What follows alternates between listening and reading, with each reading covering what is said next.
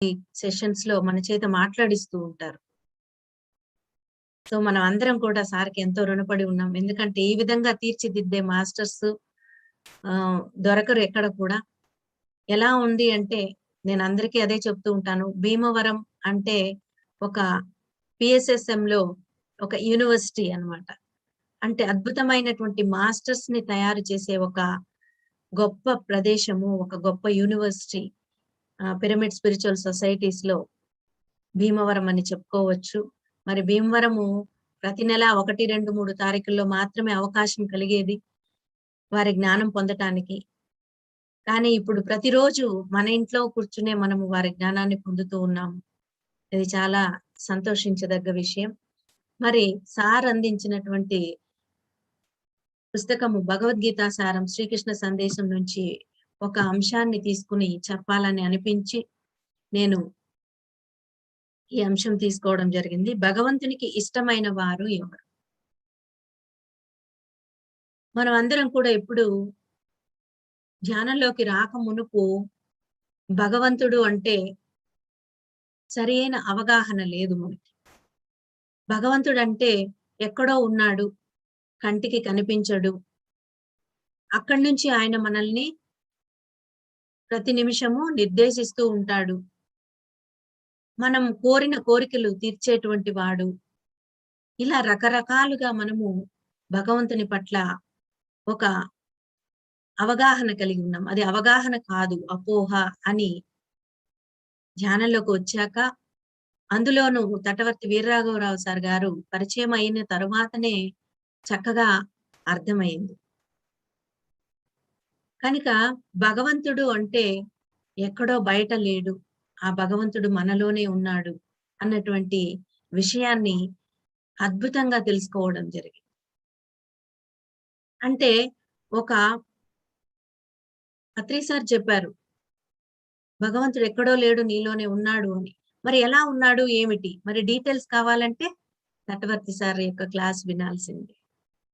ఆయన అణువణువున చొచ్చుకుపోయి ఆ చిన్న బేసిక్ యూనిట్ దగ్గర నుంచి మనల్ని తీసుకొనొచ్చి అసలైనటువంటి సత్యాన్ని మనకు అందించే ప్రయత్నం చేస్తారు అద్భుతంగా. కాబట్టి ఎవరికైనా కూడా ఇట్టే అర్థమైపోతుంది ఆత్మతత్వం. కనుక సాధారణంగా మనము భగవంతుని గురించి మనము ఇష్టపడుతూ ఉంటాం భగవంతుణ్ణి. మామూలుగా చాలా మంది భగవంతుడంటే ఇష్టమా అంటే బాగా ఇష్టమనే చెప్తారు. ఎలా చెప్పగలవు అంటే నేను రోజు పూజలు చేస్తాను, భజనలు చేస్తాను, గుడికి వెళ్తాను, ప్రార్థనలు చేస్తాను. పండగలొస్తే బ్రహ్మాండంగా పండగలు ఇంట్లో చేసి నైవేద్యాలు, ప్రసాదాలు పెడతాను. ఇలా రకరకాలుగా చెప్తూ పోతారు. వ్రతాలు చేస్తాను. పుణ్యతీర్థాలు సందర్శిస్తాను. భగవంతుడంటే తమకు ఇష్టమని చెప్తూ ఉంటారు. ఇలా భగవంతుడంటే ఇష్టం అంటారు కానీ అసలు తాము భగవంతుడికి ఇష్టమా? ఇష్టులయ్యారా? లేదా? అన్నది ఎవరు కూడా ఆలోచించరు. ఎందుకంటే తనకు భగవంతుడు ఇష్టమైనంత మాత్రాన ప్రయోజనం ఏమైనా ఉందా? అన్నది వారికి అవగాహన లేదు. తాము ఇష్టపడుతున్నారు. తాము పూజలు చేస్తున్నారు. భజనలు చేస్తున్నారు. ప్రార్థిస్తున్నారు. కోరికలు కోరుతూ ఉన్నారు. అంతేకాని భగవంతుడికి మనం ఇష్టులవ్వాలని ప్రయత్నము చేయడం లేదు. భగవంతునికి తాను ఇష్టపడాలి. అప్పుడే మన జీవితము ధన్యమవుతుంది అన్న విషయాన్ని మనం తటవర్తి రాఘవరావు సారు క్లాసులు విన్న తర్వాతనే మనకి అర్థమవుతాయి. అంతవరకు అర్థం కాదు. మరి అలా భగవంతునికి తాను ఇష్టుడవ్వాలంటే మనం ఇష్టం వచ్చినట్లుగా చేస్తే సరిపోతుందా? అంటే అసలు సరిపోదు.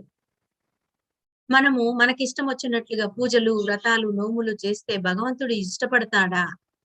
లేక ఎలాంటి లక్షణాలు కలిగి, ఎలాంటి పనులు చేస్తే మనల్ని ఆయన ఇష్టపడతాడు అనేటువంటి విషయాన్ని రాఘవరావు సారు ఈ పుస్తకంలో అద్భుతంగా ఆవిష్కరించడం జరిగింది.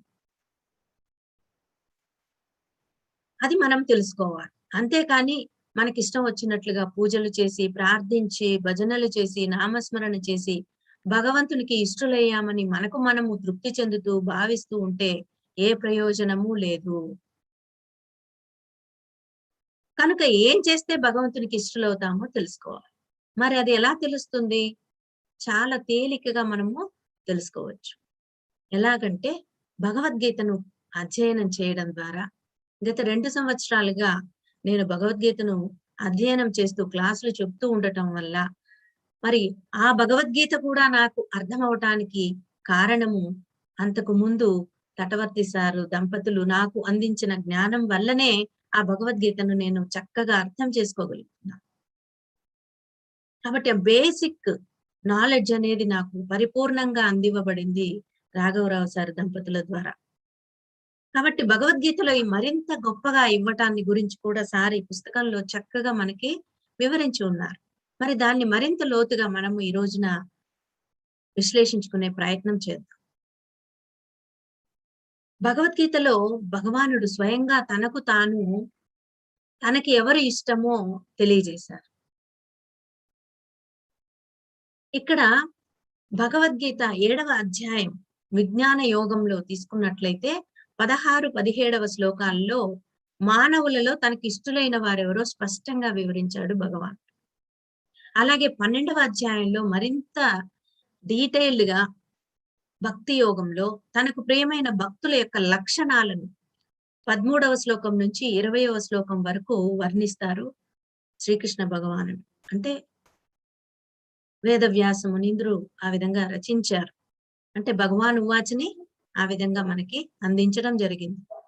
దాదాపుగా మొత్తం 36 లక్షణాలు తెలియజేశారు. భగవంతుడు మనల్ని ఇష్టపడాలంటే మనలో మనం పెంపొందించుకోవలసినటువంటి లక్షణాలు 36 తెలియజేశారు. కానీ ఈ రోజున మనకు అన్ని కూడా విశ్లేషించుకోవటానికి సమయం సరిపోతుందో లేదో మనం చూసుకుని ఎంతవరకు వీలైతే అంతవరకు మనం తెలుసుకునే ప్రయత్నం చేద్దాం. మరి 7వ అధ్యాయం విజ్ఞాన యోగంలో 16వ శ్లోకంలో ఏం చెప్పారంటే, చతుర్విధ భజంతే మాం జనా సుకృతినోర్జున ఆర్తో సురర్థార్థి జ్ఞానీచ భరతర్షభ అన్నారు. అంటే భరత శ్రేష్ఠుడా అంటే అర్జునుని భరత శ్రేష్ఠుడు అని చెప్పి సంబోధిస్తూ శ్రీకృష్ణ భగవానుడు ఏం చెప్తున్నారంటే, ఆర్తుడు, జిజ్ఞాసువు, అర్ధార్థి, జ్ఞాని అనే 4 రకాల పుణ్యాత్ములు నన్ను భజిస్తారు. అంటే నన్ను భక్తులుగా వారు భజిస్తూ ఉన్నారు అనేటువంటి విషయాన్ని ఇక్కడ తెలియజేశారు భగవానుడు. అంటే లోతుగా మనం గనక దీన్ని విశ్లేషించుకున్నట్లయితే ఇక్కడ సుకృతులు అంటే సత్కార్యాలు, పుణ్యకార్యాలు చేసేవారు. చతుర్విధ భజంతే మాం జనా సుకృతి నోర్జున అన్న. సుకృతి అంటే మనకి సత్కార్యాలు, పుణ్యకార్యాలు చేసేవారు అని అర్థం. వీరు చేసినటువంటి సుకృతాల ఫలితంగా ఈ జన్మలో భగవంతుని వైపు వారు తిరుగుతారు అని చెప్తున్నారు. అంటే వారు భగవంతుని వైపు వారి దృష్టిని మరల్చగలుగుతున్నారు. సుకృతం చేసుకుంటే కానీ భగవంతుని వైపు వారి యొక్క ధ్యాస మరలదు. అలా వారు తిరగటానికి గల కారణాన్ని బట్టి వాళ్లను 4 విధాలుగా విభజించారు శ్రీకృష్ణ భగవానుడు. ఎలా? మొదటి వాళ్ళు ఆర్తులు, 2వ రకం వాళ్ళు అర్ధార్థులు, 3వ రకం వాళ్ళు జిజ్ఞాసులు, 4వ రకం వాళ్ళు జ్ఞానులు. మరి ఈ 4 గురించి తెలుసుకొని ఆ తర్వాత మరింతగా మనం 12వ అధ్యాయంలోని లక్షణాలను గురించి తెలుసుకునే ప్రయత్నం చేద్దాం. మరి ఆర్తులంటే ఎవరు అంటే కష్టాలు, దుఃఖాలు ఉన్నవారు. శారీరకంగా గాని మానసికంగాని కష్టాలు ఉన్న వాళ్ళు భగవంతుని వైపు తిరుగుతారు. ప్రపంచంలో అందరికీ ఉంటాయి కష్టాలు. కష్టాలు లేని వాళ్ళంటూ ఎవరు ఉండరు. కానీ అలా ఉన్నా కూడా భగవంతుని వైపుకు తిరగాలి అన్న ఆ సద్బుద్ధి అందరికీ కలగదు. కొన్ని జన్మలు అయిన తర్వాత సత్వగుణంలోకి వచ్చిన తర్వాతనే, అంటే తమో రజో గుణాలు దాటి సత్వగుణంలోకి వచ్చిన వారు వారి కష్టాలకి, దుఃఖాలకి భగవంతుని వైపు వారి దృష్టి మరలుతుందన్నమాట. అంటే ఇక్కడ కష్టం వచ్చింది కనుక వారు భగవంతుని వైపు వారి దృష్టిని మరల్చుతున్నారు. కనుక వీరు భగవానునికి భక్తులుగా ఉంటారు. కానీ భగవానునికి ఇష్టులు కాలేరు. ఇది మనం గమనించాలి. ఆర్తులు అంటే భగవంతుని వైపు వారి దృష్టి ఉంటుంది. కానీ భగవంతుని యొక్క దృష్టి వారి మీద ఉండదు. ఉంటుంది, కానీ ఇష్టులు కాలేరు. ఉదాహరణకి మనము ఇక్కడ చూసినట్లయితే ధ్రువుని కథ తీసుకుంటే, ధ్రువుడు తండ్రి ఒడిలో కూర్చోవాలనే కోరికతో పాపం కూర్చోబోతాడు. తన సవతి తల్లి అతన్ని లాగివేసేసి అవమానిస్తుంది. ఆ అవమానంతో ఎలాగైనా సరే ఉన్నత స్థానం సంపాదించాలని 6 సంవత్సరాల వయసులోనే 6 నెలలు ఘోర తపస్సు చేశాడు. అప్పుడు భగవంతుడు ప్రత్యక్షమై ఏం కావాలో కోరుకో అంటే, అందుకు ఆ బాలుడు అంటాడు, ఏమీ కోరుకోకుండా ఉండే స్వభావాన్ని ప్రసాదించమని అడుగుతాడు. చూసారా ఎంత గొప్ప గుణము. ఇక్కడ భగవత్ సాక్షాత్కారంతో సకామ బుద్ధి కాస్త నిష్కామ బుద్ధిగా మారింది ధ్రువునికి. సకామ బుద్ధి అంటే ఏంటి? కోరికలు కోరేటువంటి బుద్ధి. నిష్కామ బుద్ధి అంటే ఎటువంటి కోరికలు లేకుండా ఉన్నటువంటి బుద్ధి. మరి ధ్రువుడికి మొదట ఏం కోరిక? తండ్రి ఒడిలో కూర్చోవాలనే కోరిక. కానీ ఘోర తపస్సు చేసినప్పుడు, తపస్సు అంటే ఏంటి ఇక్కడ? ధ్యానము. ఎప్పుడైతే ధ్యానాన్ని ఆచరించాడో, తనలోని ఆ పరమాత్మను తాను చేరుకున్నాడో, ఆ ఆత్మ సాక్షాత్కారం కలిగిందో, అప్పుడు అతని యొక్క స్వభావం పూర్తిగా మారిపోయింది. ఎలా మారిపోయింది? ఆ సకామ బుద్ధి కాస్త నిష్కామ బుద్ధిగా మారిపోయి ఏం కోరుకున్నాడు? ఏమి కోరుకోకుండా ఉండే స్వభావాన్ని ప్రసాదించమన్నాడు. చూసారా ఎంత గొప్ప మాస్టర్ అతను. అందుకే ధ్రువుడు ధ్రువ నక్షత్రంగా వినీల ఆకాశంలో మనకి మెరుస్తూ కనిపిస్తాడు. అతనికి అంత గొప్ప వరం ఇవ్వబడింది. కాబట్టి ఎవరైతే ధ్యానం చేసి ఆత్మను చేరుకుంటారో వారికి కోరికలు ఉండవు అనడానికి ఇది ఒక గొప్ప నిదర్శనం. పైగా కోరికలు కోరని స్వభావం దానంతట అది కలుగుతుంది. అందుకే మనకు సారు మేడం ఏం చెప్తారు? కోరికలతో ధ్యానం చేయకండి.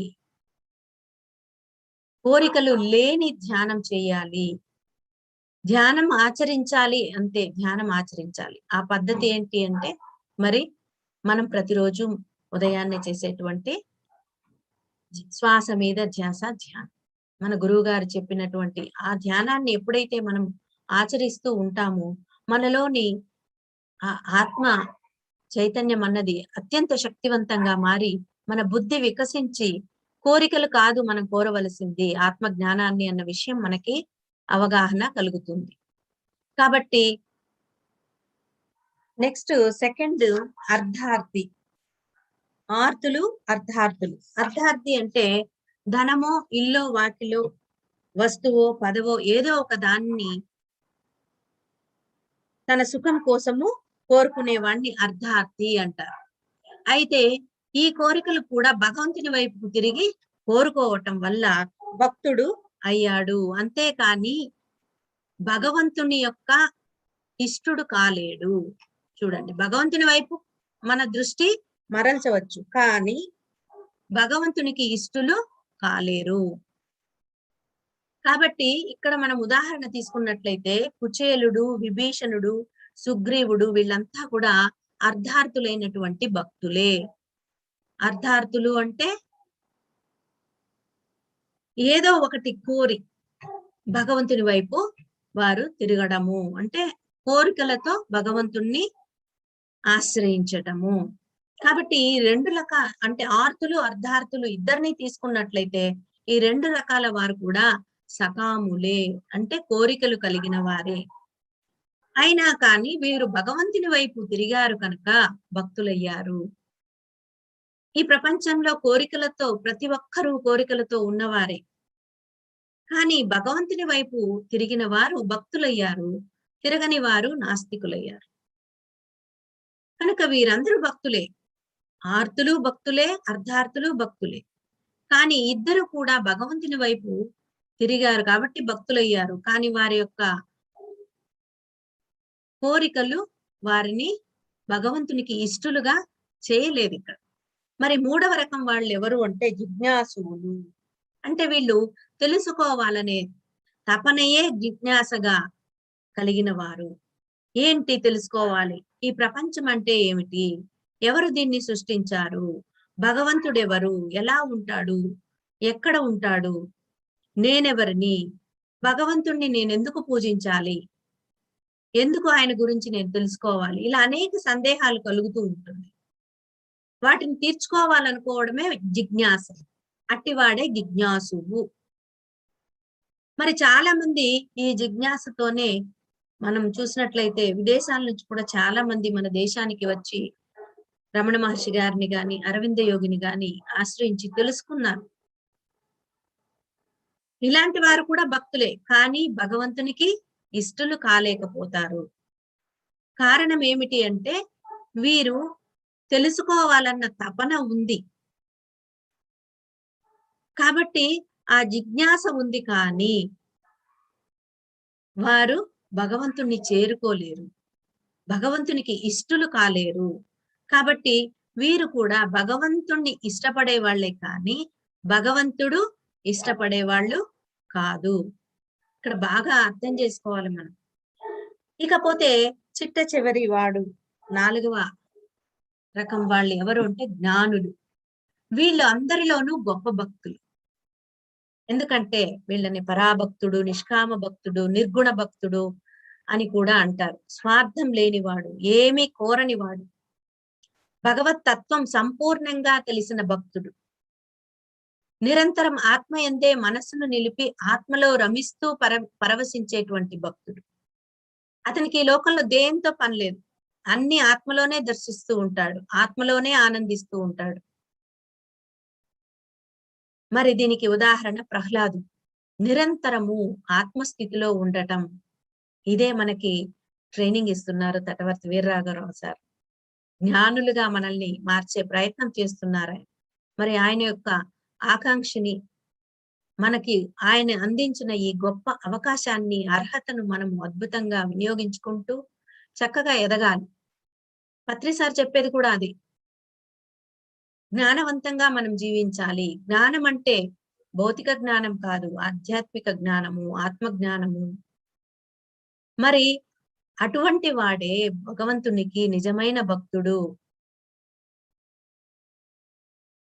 మరి ఇలా 4 రకాలైనటువంటి వాళ్ళు ఉన్నప్పుడు ఆర్తులు, అర్ధార్థులు, జిజ్ఞాసువులు, జ్ఞానులు. వీరి నలుగురిలో కూడా ఆర్తులు, అర్ధార్థులు, జిజ్ఞాసులు భగవంతుని వైపు వారి దృష్టి ఉన్న భక్తులు. తత్వగుణంలోకి వచ్చిన వారే. కానీ వారి పట్ల భగవంతునికి ఇష్టము లేదు. ఎవరి పట్ల భగవంతునికి ఇష్టము అంటే జ్ఞానుల పట్లే. ఎందుకంటే వారు నిరంతరము ఆత్మయందే వారు రమిస్తూ పరవశిస్తూ ఉంటారు కనుక. ఆత్మ అంటే ఎవరు? ఆ భగవంతుడే. ఆత్మ ఎక్కడ ఉంది? మనలోనే ఉంది జీవుడిగా. మరి ఆత్మను చేరుకునే మార్గం ఏమిటి అంటే శ్వాస మీద ధ్యాస. కనుక మనం అందరం కూడా మరి భగవంతునికి ఇష్టలం అవ్వాలి అంటే ఏం చేయాలి? శ్వాస మీద ధ్యాస పెట్టి మనలోని ఆ పరమాత్మను చేరుకునే ప్రయత్నం చేయాలి.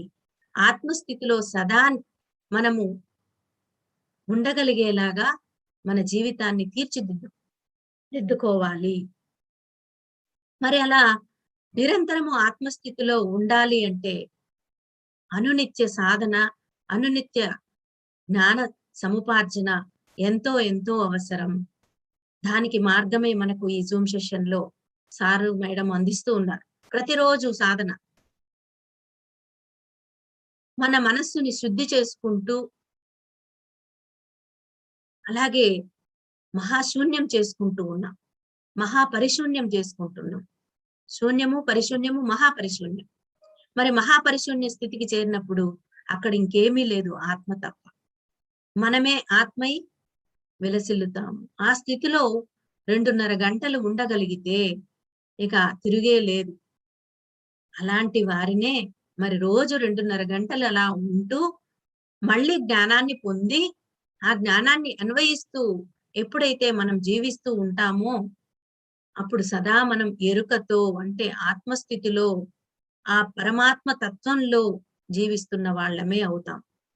అలాంటి వాళ్ళే భగవంతుడికి ఇష్టులు అని శ్రీకృష్ణ భగవానుడు ఇక్కడ చెప్తున్నారు. మరి 17వ శ్లోకంలో ఏం చెప్తున్నారంటే, తేషాం జ్ఞాని నిత్యయుక్తః ఏక భక్తిర్ విశిష్యతే ప్రియో హి జ్ఞానినో త్వర్యం అహం శమ మా ప్రియః అన్నారు. అంటే పై 4 రకాల వారిలో కూడా నిత్యము నాతో కలిసి ఉండే నా ఒక్కని యందే భక్తి గల జ్ఞాని శ్రేష్ఠుడు అని భగవద్గీతలోనే భగవానుడు చెప్తున్నాడు. అట్టి జ్ఞానికి నేను ఎక్కువ ప్రియుణ్ణి. అంతే కదా, అలాంటి జ్ఞానులకి ఎవరు ప్రియుడు? భగవంతుడు ప్రియుడు. తనలోని ఆ పరమాత్మను చేరుకునే ప్రయత్నం నిరంతరం చేస్తున్నామంటే మనకి ఆయనంటే ఎంతో ప్రియం ఉంది, ఇష్టం ఉంది.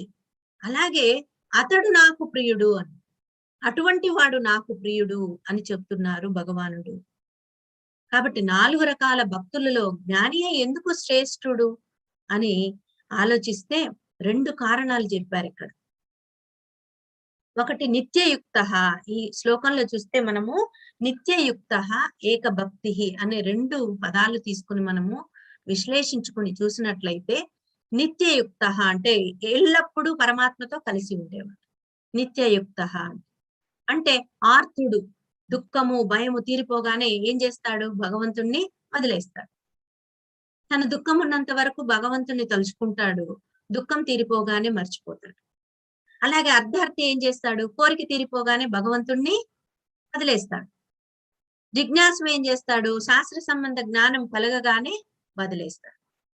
తెలుసుకున్నాను అయిపోయిందని భగవంతుణ్ణి వదిలిపెడతాడు. కానీ జ్ఞాని అయిన వాడు ఆత్మజ్ఞానం పొందగానే నేను భగవంతుడిని అని స్వయంగా తెలుసుకుంటాడు. అహం బ్రహ్మాస్మి అని గ్రహిస్తాడు. తానే భగవంతుడని తెలిసాక ఇక వదలడం అన్నదే అక్కడ ఉండదు కదా. తానే భగవంతుడని తెలుసుకుంటే ఇక వదలటం ఏముంటుంది? కనుక అతడు భగవంతునితో నిత్యయుక్తుడు అని చెప్తున్నారు శ్రీకృష్ణ భగవానుడు ఈ శ్లోకంలో. ఎంత అద్భుతం చూడండి. అలాగే ఏకభక్తి అంటే జ్ఞాని ఏకభక్తుడు అంటే భగవంతుని పైన మాత్రమే భక్తి గలవాడు. ఇతరులకు అనేక వాటి పట్ల రకరకాల భక్తి ఉంటుంది.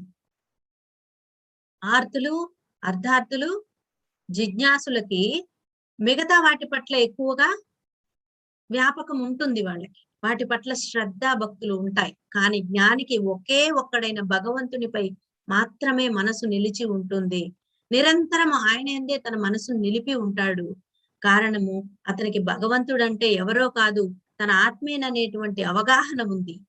తానే భగవంతుడనండి ఆ జ్ఞానము అతనికి ఉదయించింది. అందుకే అతనికి భగవంతుడంటే అమితమైన ప్రేమ. అదే విధంగా భగవంతునికి కూడా అతడే అత్యంత ప్రియుడు. చూసారా, ఇలా 4 రకాల భక్తుల గురించి చెబుతూ అందులో ఆత్మజ్ఞానియే తనకు ఇష్టుడు అని భగవానుడు స్పష్టం చేయడం జరిగింది. ఇది మనందరం తెలుసుకోవాలి. అంతేకాకుండా తనకిష్టమైనటువంటి ఆత్మజ్ఞాని యొక్క లక్షణాలను అంటే భక్తుల లక్షణాలను 12వ అధ్యాయం భక్తి యోగంలో 13వ శ్లోకం నుంచి 20వ శ్లోకం వరకు చక్కగా విడమరిచి వివరించారు భగవానుడు. ఇవి మొత్తం 36 లక్షణాలు. మరి 36 లక్షణాలు ఈ రోజు చెప్పుకోవాలంటే మనకి వీలు పడదు. సంక్షిప్తంగా నేను చెప్పే ప్రయత్నం చేస్తాను. 13, 14, 15 శ్లోకాలు అత్యంత అంటే చాలా ఇంపార్టెంట్ కాబట్టి ఆ మూడింటిని విశ్లేషించి మరి మిగతా శ్లోకాల్లో చెప్పిన వాటిని టూకీగా చెప్పి ముగించే ప్రయత్నం చేస్తాను. మరి 13వ శ్లోకం ఏం చెప్పారంటే, అద్వేష్ట సర్వభూతానాం మైత్రః కరుణ ఏవచ నిర్మమో నిరహంకారః సమదుఃఖ సుఖక్షమీ అన్నారు. ఈ శ్లోకం నాకు చాలా చాలా ఇష్టమైన శ్లోకం. ఎందుకంటే సమస్త ప్రాణులను ద్వేషించని వాడు అని చెప్తున్నారు. అద్వేష్ట సర్వభూతానాం. ఇది 8 అక్షరాలతో కూడినది. దీన్ని ప్రతి ఒక్కరూ అష్టాక్షరి మంత్రంగా మనము అనునిత్యము మననం చేసుకుంటూ ఉండాలి. అద్వేష్ట సర్వభూతానాం. సమస్త ప్రాణులను, సర్వభూతానాం అంటే సమస్త ప్రాణులను ద్వేషించని వాడు అని అర్థం. అద్వేష్ట. మరి అందరి పట్ల స్నేహభావం కలవాడు. మైత్రః అని. కరుణ ఏవచ్చ అంటే దీనుల పట్ల దయగలవాడు. మరి మమకారము, అహంకారము లేనివాడు. నిర్మమో నిరహంకారః. మమకారము లేదు, అహంకారము లేదు. సమదుఃఖ సుఖక్షమి అంటే సుఖ దుఃఖములందు సమభావం గలవాడు, క్షమాగుణము కలవాడు. ఇటువంటి 7 లక్షణాలను ఈ శ్లోకంలో భగవానుడు అద్భుతంగా తెలియజేశారు. మరి ఇందులో మరింత చక్కగా మనం విశ్లేషించుకున్నట్లయితే, అద్వేష్ట సర్వభూతాన, ఏ ప్రాణి పట్ల ద్వేషభావం చూపని వాడే నిజమైన భక్తుడు. అతడంటేనే భగవంతునికి ఇష్టము. ఇది మన హిందూ ధర్మంలోని గొప్ప విశేషం. మానవులే కాదు, జంతువులు, పక్షులు, క్రూర మృగాలు, విష జంతువులు, క్రిమి కీటకాలు వేటిని కూడా ద్వేషించవద్దు అని చెప్పారు. అలా ద్వేషించని వాడే నాకు ఇష్టడు అని చెప్తున్నారు. మరి మనం ఏం చేస్తున్నాం? మానవులందరూ కూడా ఏం చేస్తున్నాం? జంతువులను చంపి క్రూరాతి క్రూరంగా హింసించి వాటి మాంసాన్ని భక్షిస్తూ ఉన్నాం. వాటికి భగవంతుడిచ్చిన స్వేచ్ఛను హరిస్తున్నాం. వారి ఆత్మోన్నతికి వారిని అలా వదిలివేయకుండా ఆటంకపరుస్తూ ఉన్నాం. మనం కూడా ఒకప్పుడు ఆ జంతువులలాగా జన్మలు తీసుకుని ఎదిగి ఆత్మ పరిణామ క్రమంలో మానవ జన్మలోకి వచ్చిన వారమే. మరి అవి కూడా అలా రావాల్సిందే కదా.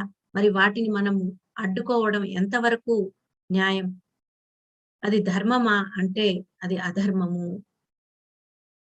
అందుకే అహింసో పరమో ధర్మః అన్నారు. అన్ని ధర్మాలలోకి అహింస ఉన్నతమైనటువంటి ధర్మము, ఉత్తమమైన ధర్మము, మొట్టమొదటి ధర్మం. కాబట్టి అహింసా మార్గంలో ఉండటమే భగవానుడికి మనము ఇష్టలుగా మారటానికి అత్యంత గొప్పదైనటువంటి ఒక మార్గము. కాబట్టి అహింసా మార్గంలో మనం ఉంటూ వేటిని ద్వేషించకూడదు, మానవులను ద్వేషించకూడదు, అలాగే జంతువులను, పక్షులను, క్రూర మృగాలను, విష జంతువులను. మామూలుగా చూడండి, ద్వేషించడం అంటే ఒక పాము వచ్చిందనుకోండి, వెంటనే భయపడిపోయి ఏం చేస్తారు? కర్ర తీసుకొచ్చి కొట్టేస్తారు, చంపేస్తారు. ఎందుకని? అది విష జంతువు, అది కాటేస్తే మనం చచ్చిపోతామేమోనని. అది ఎప్పుడు మనల్ని కాటు వేయదండి. దాని ఆత్మరక్షణ కోసం, దాని ప్రాణాన్ని అది కాపాడుకోవటానికి కాటు వేస్తుందేమో కానీ, దాని మటుకు దాన్ని వదిలేస్తే అది ఎవరిని ఏమీ చేయదు. ప్రతి జీవిలోనూ పరమాత్మను దర్శించగలిగిన వాడు ఎప్పుడు వాటి జోలికి వెళ్ళడు, వాటి స్వేచ్ఛకు భంగం కలిగించడు. కాబట్టి వేటిని ద్వేషించకూడదు. ఈ మార్గంలోకి వచ్చాకే నాకు చక్కగా అర్థమైంది ఈ విషయం. అంతకుముందు ఇంట్లో కాక్రోచ్లు గనక ఉంటే వాటిని చూసి అలర్జిక్ గా ఫీల్ అయ్యేదాన్ని. మందులు చల్లేవాళ్ళు చచ్చిపోవటానికి. ఎప్పుడైతే ఈ ఆత్మజ్ఞానం కలిగిందో, ఈ సత్యాన్ని తెలుసుకున్నానో, వాటి మానాన వాటిని వదిలేస్తున్నాను. నాకేమి ఇబ్బంది పెట్టట్లేదు. అవి కూడా భగవత్ స్వరూపులు. వాటి ఎదుగుదలలో భాగంగా మన ఇంట్లో అవి ఎదుగుతూ ఉన్నాయి. కానివ్వండి. అవి ఏమి అలా ఎప్పుడైతే మన ఆలోచన ధోరణి మార్చుకుంటామో, అవి మనల్ని ఎప్పుడు ఇబ్బంది పెట్టనే పెట్టవు. ఇది నేను ప్రాక్టికల్ గా నేను తెలుసుకుంటున్నాను. అంతకుముందు ఎక్కువ ఉండేవి. ఇంటి నిండా ఎక్కువగా వచ్చేసేవి బొద్దింకలు. ఎప్పుడైతే ఈ విధంగా మనం ఆలోచన విధానాలు మార్చుకుంటూ మనం ముందుకెళ్తూ ఉంటామో, మెల్లమెల్లగా తగ్గిపోయాయి. కాబట్టి ఈ విధంగా మనం గలగాలి. ఏమని? అద్వేష్ట సర్వభూతానాం. అష్టాక్షరి మంత్రం అది. ఇక రెండవది మైత్రః కరుణ అన్నారు. అంటే ద్వేషించకుండా ఉండటంతో పాటు మైత్రి, కరుణ అన్నవి ముఖ్యమైన లక్షణాలు. ద్వేషం అన్నది నిషేధాత్మక లక్షణం, అంటే తొలగించుకోవలసిన లక్షణం. కానీ మైత్రి, కరుణ అన్నవి నిర్మాణాత్మక లక్షణాలు, అంటే అలవర్చుకోవలసినటువంటి లక్షణాలు. మనతో సమానుల పట్ల మైత్రిని చూపించాలి. మనతో సమానుల పట్ల మైత్రిని, స్నేహభావాన్ని చూపాలి. దీనుల యందు బాధల్లో ఉన్న వారి పట్ల దయా, కరుణ చూపాలి. కాబట్టి ఈ నిర్మాణాత్మకమైనటువంటి లక్షణాలను ఎవరైతే పెంపొందించుకుంటారో వారే భగవానుడికి ఇష్టలు. మరి యోగ శాస్త్రంలో కూడా యోగికి ఉండవలసిన లక్షణాలు 4 చెప్పారు. ఇవి మనం వింటూనే ఉంటాం. అమ్మ చెప్తూ ఉంటారు. మైత్రి, కరుణ, ముదిత, ఉపేక్ష. సమానుల పట్ల మైత్రి ఉండాలి. దీనుల పట్ల కరుణ ఉండాలి. సుఖంగా హాయిగా జీవించే వారి పట్ల ముదితం ఉండాలి. అంటే ఆహ్లాదము, సంతోషం. అంతేకాని ఈర్ష్య, అసూయ ప్రదర్శించకూడదు. హాయిగా జీవిస్తున్నారు. హ్యాపీ. మనం చూసి సంతోషించాలి. అంతేకాని అయ్యో! వాడు బాగున్నాడని చెప్పి అసూయ పడితే వాడు ఆత్మజ్ఞాని ఎప్పటికీ కాలేడు. కాబట్టి ఆ మైత్రి, కరుణ, ముదితం అంటే ఎవరు బాగున్నా కూడా మనం చూసి ఆనందించాలి. అది ముదితం అంటే. మరి దుష్టులు, నీచులు అయిన వారి పట్ల ఉపేక్ష, ఉదాసీనత అంటే వాళ్ళని ద్వేషించకూడదు. మనం ఏం చేస్తున్నాం? మేము ధ్యానం చేస్తున్నాం. మేము గొప్పోళ్ళం అనుకుని ధ్యానం చేయని వాళ్ళని తిడుతూ ఉంటాం. అలాగే తప్పుడు పనులు చేసే వాళ్ళని చూసి వాళ్ళని నిందిస్తూ ఉంటాం. కనుక నిందాస్తుతులు చేయకూడదు. ఒక జ్ఞాని అయిన వాడు ఎవరిని కూడా నిందించడు. ఎవరిని కూడా ద్వేషించడు. ఎవరిని కూడా జడ్జ్ చేయడు. అందుకే పత్రి సార్ అంటారు జడ్జ్ నాట్ అని. కాబట్టి దుష్టులు, నీచులైన వారి పట్ల ఉపేక్ష వహించాలి. అంటే ఉదాసీనత. వారి పట్ల మనం ఏమి పట్టించుకోకుండా ఉండటం. అంతే. వారిని గురించి ఎక్కువగా ఆలోచించే కొద్దీ మనలోని ఆత్మశక్తి క్షీణిస్తూ ఉంటుంది. కాబట్టి ఉపేక్ష వహించాలి. కనుక ఇలాంటి యోగికి ఉండవలసిన 4 లక్షణాలైతే ఉంటే అటువంటి వారు భగవానుడికి అత్యంత ప్రియులట. మరి నిర్మమః అంటే భక్తునికి దేని మీద కూడా మమకారం ఉండకూడదు. నిర్మమః అంటే మమకారం ఉండకూడదు. నాది, నావి అని కొన్నింటిపై మమకారం ఉంటే మిగిలినవన్నీ నావి కానట్లా లెక్క. కానీ ఈ సృష్టిలో అణువణువు కూడా ఆ పరమాత్మే. అంటే ఆ పరమాత్మ ఎక్కడున్నాడు? మనలో కూడా ఉన్నాడు. మన అణువణువు కూడా పరమాత్మే అన్నప్పుడు నేనే ఈ సృష్టి అంతా ఉన్నాను అన్న భావన. మమాత్మ సర్వభూతాత్మ అనే భావన మనలో కలగాలి. అలాంటి భావన ఉండాలి. అదే నిర్మమః అంటే. దేని మీద మమకారం లేకుండా ఉండటం. చూడండి ఉదాహరణకి ఒక తల్లి తన పిల్లల్ని ఒకలాగా చూస్తుంది. పక్కవారి పిల్లలను మరోలా చూస్తుంది. ఇక్కడ ఏంటి?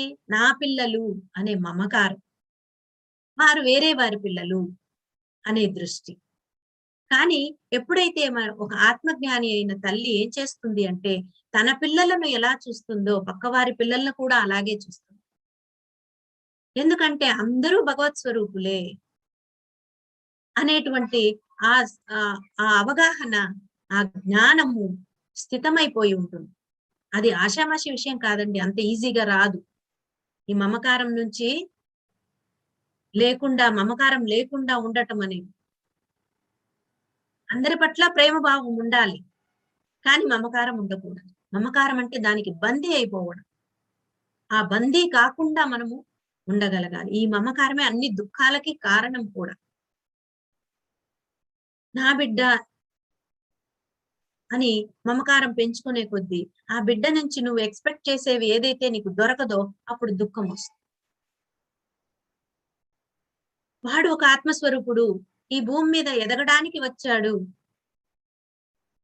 వాడి ఎదుగుదలలో భాగంగా వాడి లక్షణాలు వాడు ప్రదర్శిస్తున్నాడు అని ఎప్పుడైతే అవగాహన కలుగుతుందో, ఒక జ్ఞానికి ఆ బాధ అనేది ఉండదు. మమకారం ఉండదు. అన్నింటిని చక్కగా స్వీకరించేటువంటి గుణము మనకి పెంపొందుతుంది. అందుకే ధ్యానం చేయాలి. అందుకే సజ్జన సాంగత్యం చేయాలి. జ్ఞానాన్ని పెంచుకోవాలి. ఆషామాషిగా ఒక్క రోజులో రాదండి ఈ లక్షణాలు. నిరంతరం వాటి పట్ల మనం ఆ తపనతో ఎప్పుడైతే ఆ ధ్యానము, సజ్జన సాంగత్యము చేస్తూ సేవా మార్గంలో నిరంతరం మనము అలా మునిగి తేలుతామో అప్పుడే మనకి ఈ లక్షణాలన్నీ మెల్లమెల్లగా మనకి రావడం జరుగుతుంది. అద్భుతంగా మనం ఎదగడం జరుగుతుంది. ఆ భగవానుడికి ఇష్టలవ్వడము జరుగుతుంది. అలాగే నిరహంకారం అంటే మమకారానికి మూలం ఏది అంటే అహంకారం. అహంకారం ఉన్నప్పుడే మమకారం కలుగుతుంది. నేను అనుకుంటేనే నాది అనే భావం పుడుతుంది. అంతే కదా. నేను అనుకున్నప్పుడు ఇది నా ఇల్లు, నా భర్త, నా పిల్లలు. నేనే లేకపోతే ఇక నాది అనేది ఏదీ ఉండదు. కనుక అహంకారము తొలగాలి. ముందు నేను అనే భావన తొలగాలి. అందుకే పత్రి సార్ అంటారు, నామాలు తీసేయండి. నామాలంటే ఈ నామాలు కాదు. నాది, మాది అనే భావనను తొలగించుకోండి, తీసేయండి అంటారు. కనుక అహంకారం తొలగితేనే మమకారము తొలగుతుంది. ఈ శరీరము, మనస్సు, బుద్ధే నేను అనుకోవడము అహంకారము. మరొకరి శరీరం, మనోబుద్ధులు వేరుగా ఉంటాయి కనుక నేను వేరు, నీవు వేరు అయ్యాం. అంతే కదా. శరీరము, మనస్సు, బుద్ధిని తీసుకుంటే అందరూ వేరు వేరు. ఈ శరీర మనోబుద్ధులు అన్నవి జడమైనవి, అశాశ్వతమైనవి, కానీ నశించిపోయేవి. ఇవి నేను కాదు, వీటికి వేరుగా ఉంటూ వీటన్నింటికి చైతన్యాన్ని, శక్తిని ప్రసాదించే ఆత్మయే నేను అని తెలుసుకుని ఆత్మగా ఉన్నవాడు భగవంతునికి ఇష్టడు. ఇది మనం గుర్తుపెట్టుకోవాలి. శరీర మనోబుద్ధులు జడమైనవి, అశాశ్వతమైనవి, నశించిపోయేవి. అది నేను కాదు, వీటన్నిటికీ వేరుగా ఉంటూ వాటన్నిటికీ చైతన్యాన్ని, శక్తిని అందిస్తున్నటువంటి ఆత్మయే నేను అని తెలుసుకొని ఆత్మగా జీవించేవాడే భగవంతునికి ఇష్టడు. ఇది మనం గమనించాలి. చూసారా. మరి సమదుఃఖ సుఖ అంటే జ్ఞాని అయిన వాడు సుఖ దుఃఖాలలో సమంగా ఉంటాడు, సమంగా ఉండాలి. సుఖాలకు పొంగిపోవటం, దుఃఖాలకు కుంగిపోవటం జ్ఞానుల లక్షణం కానే కాదు. ఎప్పుడైతే సుఖ దుఃఖాల అసలు తత్వం, యథార్థ తత్వం గ్రహిస్తామో అప్పుడే వీటిని సమానంగా చూడగలం. ఏమిటి సుఖ దుఃఖాల యొక్క యథార్థ తత్వము అంటే, సుఖం కలిగింది అంటే అర్థం ఏంటి? పూర్వజన్మల పుణ్యకర్మల వలన మనకి ఈ సుఖము దొరికింది. దుఃఖం కలిగింది అంటే అర్థం ఏమిటి? పూర్వజన్మల పాపకర్మల ఫలితమే ఈ రోజు నేను దుఃఖం అనుభవిస్తున్నాను అని తెలుస్తుంది. ఈ జ్ఞానం గనక మనలో ఉంటే ఆ కర్మ ఫలాలను మనము చక్కగా స్వీకరిస్తాము, అనుభవించి తీర్చేసుకుంటాము. అంతే కదా. మనకు సార్ చెప్తూ ఉంటారు, పాపకర్మలు ఇనుప సంఖ్యలైతే పుణ్యకర్మలు బంగారు సంఖ్యలు. 2 సంఖ్యలే మనల్ని బందీలు చేస్తాయి, ఈ జనన మరణ చక్రంలో పడవేస్తాయి. మళ్ళీ వాటిని అనుభవించడం కోసం మళ్ళీ జన్మలు తీసుకోవాలి. అవన్నీ ఖర్చయిపోతే మనకి మళ్ళీ జన్మ లేదు. అద్భుతమైనటువంటి ముక్త స్థితిని పొందుతాము. కాబట్టి మనకు సుఖం వచ్చినా, దుఃఖం వచ్చినా మనము సమంగా ఉండాలి అంటే ఈ జ్ఞానం అవసరం మనకి. దుఃఖం వచ్చిందా, ఏదో కర్మ తొలగిపోతా ఉంది, వెరీ గుడ్ అని సంతోషించాలి. ఖర్చయిపోతుంది కదా. చూడండి, ఒక చోట మనం అప్పు తీసుకున్నాం. మెల్లిమెల్లిగా ఆ అప్పును కట్టేటప్పుడు బాధగా ఉంటుంది మనకి. తీసుకున్నప్పుడు సంతోషంగా ఉంటుంది, కట్టేటప్పుడు బాధగా ఉంటుంది. కానీ కడితేనే అప్పు తీరుతుంది. అంతే కదా. మరి ఆ అప్పు తీరిపోతుంది కదా, దానికి సంతోషించాలి. ఈ భావనను సదా గుర్తు పెట్టుకుని సుఖాలకు పొంగిపోకుండా, దుఃఖాలకు కుంగిపోకుండా వాటిని సమంగా మనము చూడగలగాలి. అటువంటి వారే భగవంతుడికి ఇష్టలు. చూసారా ఎంత అద్భుతంగా చెప్పారో భగవద్గీతలో. భగవద్గీతలో ప్రతి అక్షరము, ప్రతి శ్లోకంలోనూ భగవాను వాచ అద్భుతమైన జ్ఞానాన్ని, ఆత్మజ్ఞానాన్ని అందించేది. మరి క్షమిహి అన్నారు. అంటే జ్ఞానికి ఉండవలసినటువంటి ముఖ్య లక్షణము క్షమాగుణము. అంటే ఓర్పు, సహనం. క్షమించాలంటే ముఖ్యంగా మనకు కావాల్సింది ఓర్పు, సహనం. క్షమించాలి అంటే కొన్ని చోట్ల చూడండి, విధి లేకుండా, గతి లేకుండా మనం ఓర్చుకుని అలాంటి పరిస్థితులు ఎదురైనప్పుడు క్షమించేస్తూ ఉంటాం. కానీ పరిస్థితులు ఎదురైనప్పుడు ఆత్మస్థైర్యంతో సహించడం, ఓర్చుకోవటమే క్షమ. ఒక యజమాని కింద పనిచేస్తూ ఉన్నాడు. వాణ్ణి ఆ యజమాని తిట్టినా, కొట్టినా పడుంటాడు. ఎందుకంటే జీతం తీసుకోవాలి కదా అతని దగ్గర. అది తప్పని పరిస్థితి అతనికి. జీతం కోసము సహిస్తున్నాడు. ఇది క్షమ కాదు. ఎదురు తిరిగే శక్తి ఉన్నా కూడా క్షమించగలగాలి. అదే క్షమ అవుతుంది. అది ఎప్పుడు కలుగుతుంది అంటే జ్ఞానం ఉదయిస్తేనే క్షమించే గుణము కలుగుతుంది. ఇంకొకటి ఏమిటి అంటే జన్మ పరంపరల గురించి, కర్మ సిద్ధాంతం గురించి ఎప్పుడైతే మనకు పరిపూర్ణమైన అవగాహన ఉంటుందో అప్పుడు అందరినీ క్షమించేస్తూ ఉంటాం. గతంలో మనం ఎవరికో ఈ బాధను కలిగించాము కనుక మనం ఇప్పుడు ఆ బాధని పొందుతూ ఉన్నాము అన్న జ్ఞానము మనకు గనక ఉంటే మనకి ఎవరైతే బాధను కలిగిస్తున్నారో వారిని క్షమించేస్తాం. అలా క్షమించినప్పుడు ఆ కర్మ అక్కడితో కట్టయిపోతుంది, తొలగిపోతుంది. ఈ జ్ఞానం మనలో అందరికీ ఉండాలి. ఇవన్నీ ఎలా కలుగుతుంది అంటే మరి శ్వాస మీద ధ్యానం చేస్తూ ప్రతిరోజు సజ్జన సాంగత్యంలో పాల్గొని అద్భుతమైన జ్ఞానాన్ని, ఆత్మజ్ఞానాన్ని పొందటం వల్ల మనలో మెల్లిమెల్లిగా ట్రాన్స్ఫర్మేషన్ జరుగుతుంది. అంటే పరివర్తన అన్నది కలుగుతుంది. అలా పరివర్తన చెందేవాడే భగవానుడికి ఇష్టుడవుతాడు. చూసారా? మరి 14వ శ్లోకంలో సింధు ఎంతవరకు చెప్పొచ్చమ్మా? మేడం మేడం ఎంతవరకు క్లాస్ చెప్పొచ్చు? చెప్పండి మేడం. టైం మామూలుగా 8:30 వరకు ఉంటారు మేడం. ఓకే. అంటే అమ్మా నాన్న క్లాస్ ఎంత వరకు చెప్తారు? 8 వరకేనా? 8:30 వరకా? మేడం వాళ్ళు 8:20 వరకు అట్లా చెప్తారు. 8:15 8:20 వరకు చెప్తారు. ఓకే, నేను తొందరలో ముగించేస్తాను. మరి 14వ శ్లోకానికి వెళితే గనక సంతుష్టః సతతం యోగి యథాత్మా దృఢ నిశ్చయః. సంతుష్ట సతతం యోగి యథాత్మా దృఢ నిశ్చయః. మయ్యర్పిత మనోబుద్ధిః యోమ భక్త సమే ప్రియః. అంటే ఎల్లప్పుడూ సంతుష్టి కలవాడు, యోగయుక్తుడు, మనస్సును స్వాధీనంలో ఉంచుకున్నవాడు, అలాగే దృఢ నిశ్చయం కలవాడు, మనోబుద్ధులను నాకు అర్పించిన వాడు నాకు ప్రియుడు అని 5 లక్షణాలను ఈ 14వ శ్లోకంలో భగవానుడు చెప్పడం జరిగింది.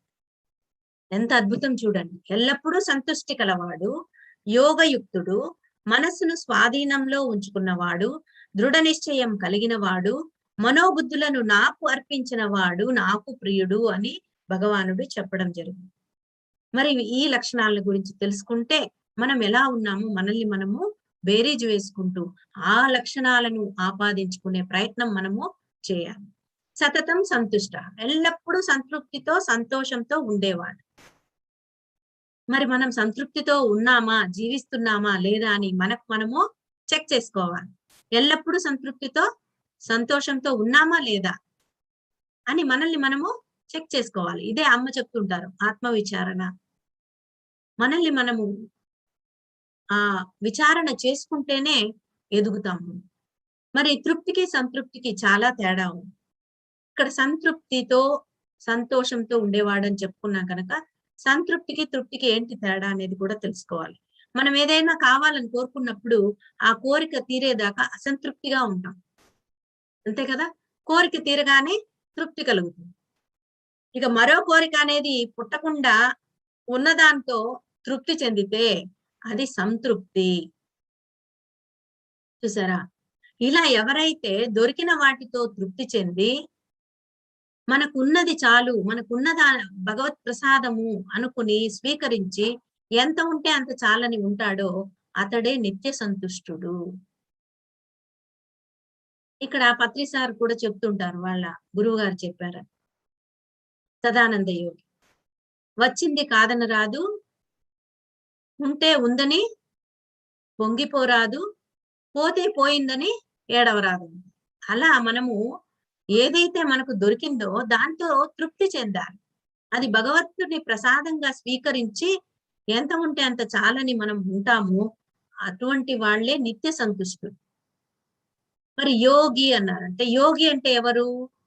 యోగంలో ఉండేవాడు యోగి, ధ్యానం చేసేవాడు యోగి, ధ్యానంలో శూన్య స్థితిని చేరుకున్నవాడు యోగి. ధ్యానం చేసే వాళ్ళందరూ యోగులు కారండి, బాగా గుర్తుపెట్టుకోవాలి. ధ్యానంలో శూన్య స్థితిని చేరుకున్న వాడే యోగి అవుతాడు. యోగం అంటే కలయిక. ఎవరితో కలయిక? జీవుడు దేవుడితో కలయిక. అంటే తానెప్పుడూ ఆత్మననేటువంటి స్థితిలో ఉండగలగాలి. ఆ స్థితిని సంపాదించాలి. తానెప్పుడు ఆత్మనని భావించాలి. తన మనస్సును ఆత్మతో కలిపి ఉంచేవాడే యోగి. ఆ పనే మనం ప్రతిరోజు చేస్తున్నాం. శ్వాస మీద ధ్యాస ధ్యానం ద్వారా మనస్సును శూన్యం చేసుకుని ఆత్మతో కలిసి ఉండటం ప్రాక్టీస్ చేస్తున్నాం. ఎప్పుడు ఏ పని చేస్తున్నా కూడా మనస్సు ఆత్మతో కలిపి ఉంచుతాం. ఎందువల్లంటే ఉదయాన్నే ఈ ప్రాక్టీస్ చేయడం వల్ల డే అంతా కూడా మనం ఆ విధంగా ఉండగలుగుతాము. ఏ పని చేస్తున్నా మనసు ఆత్మతో కలిపి ఉంచడమే యోగి లక్షణము. ఎల్లప్పుడూ ఆత్మస్థితిలో ఉండగలగాలి. అప్పుడే మనలో ఎదుగుదల ఉంటుంది. అలా నిరంతరము భగవంతునితో మనలోని భగవంతునితో అనుసంధానమై ఉండే యోగులు భగవంతునికి అత్యంత ప్రియులంట.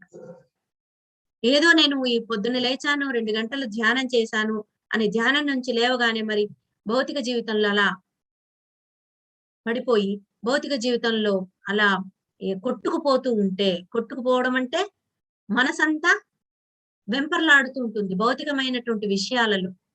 అక్కడ నేను ఆత్మనన్నటువంటి ఎరుక కూడా లేకుండా మనము జీవించేస్తూ ఉంటాం.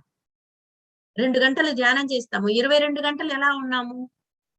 నేను ఆత్మననే విషయాన్ని మర్చిపోయి ఉంటాం. అలా ఉండకూడదు. ఈ 2 గంటల సాధన మనల్ని ఎలా ఉంచాలి అంటే, మిగతా 22 గంటలు కూడా భౌతికంగా జీవిస్తూ ఆత్మతత్వంలో ఉండగలగాలి. సదా ఆత్మలా వ్యవహరించగలగాలి. అలా ఎప్పుడైతే నిరంతరము అనుసంధానమై ఉంటామో మనలోని భగవంతునితో, అటువంటి వారు యోగులు భగవంతునికి అత్యంత ప్రియులు. యథాత్మ అంటే ఇక్కడ యథ అంటే నియమించుట లేదా నిగ్రహించుట అని. అంటే దేహము, ఇంద్రియాలు, మనస్సును తన చెప్పు చేతల్లో ఉంచుకోగలిగిన వాడు.